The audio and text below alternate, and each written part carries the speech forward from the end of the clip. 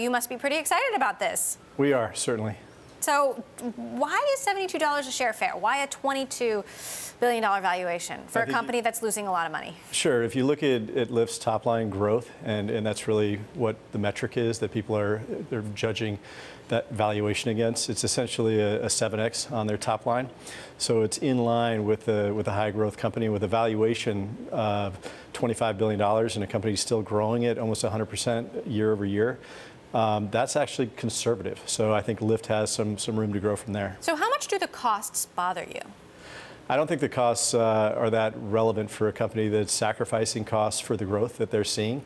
I think that Lyft has historically run an extremely capitally efficient business, and part of that is due to Uber's paving the way, so to speak, and Lyft being able to draft behind them and come in efficiently and execute per their vision. So I think they're going to continue to do that, and I think if they can crack the insurance nut and a few other things, you'll see profits coming sooner than anticipated. What about the marketing and the customer acquisition nut? Because, I've been on the receiving end of deep discounts from both Lyft and Uber, especially in the last couple of months. It seems almost every other week they're offering like 30% off. I think heading into IPO season, both companies are spending a lot of money on marketing, trying to get their ridership up and drivers and everything else. So I don't know that that's a line item that's going to be consistent and sustained. I think those discounts are going to start to wane a bit as we move forward. Now, there's the story that Lyft is selling, which is that it's going to replace car ownership for millennials. On the other hand, there's we are going to replace drivers with self-driving technology. And in a way, that just seems at odds with the other idea that they're giving jobs to all of these people who can now work flexibly as a result. How do you square that? Well, I think Lyft's mission is really more along the lines of transport as a service, as opposed to specifically ride-hailing or ride-sharing.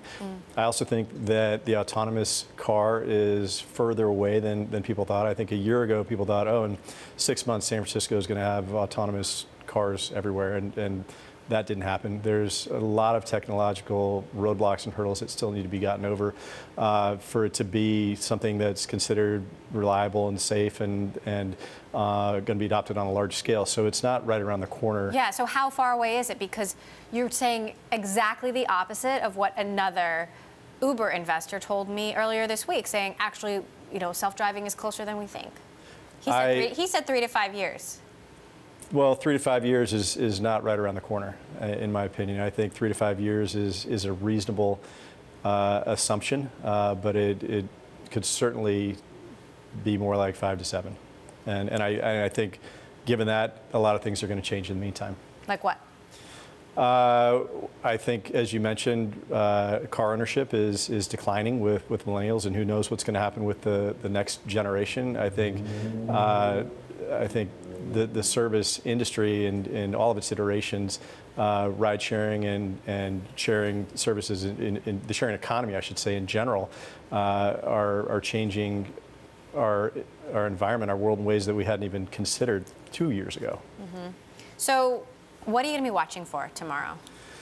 I am obviously going to be watching what everybody is. I'm going to be looking for a nice pop on the open. I saw one of the finance shows this morning say it was going to come out with the first trade at 100. I'd be thrilled if that was the case, but I'm excited. I'm watch for high volume, I think, like everybody.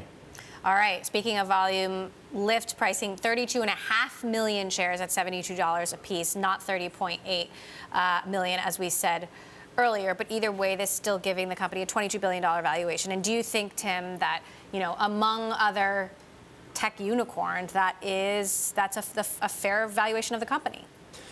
I think you just have to go back to the fundamentals of Lyft and look at their revenues and look at their growth and look at their expenses and model it out against industry comps. And if you do, you're going to find that for Lyft specifically, that is a fair valuation. If you apply it to other companies, you're going to come out with a different result because they do have different fundamentals.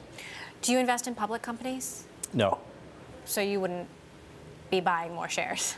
That's not our model. No, we're specifically private company focused, and we do hold through the IPO and then some. But we're not public market investors per se. So what's the next wave? You've got a lot of, Silicon Valley has a lot of companies going public this year. Now you have to find new horses to bet on. There's plenty of new horses to bet on, and we're looking at new opportunities on literally a daily basis. Like what?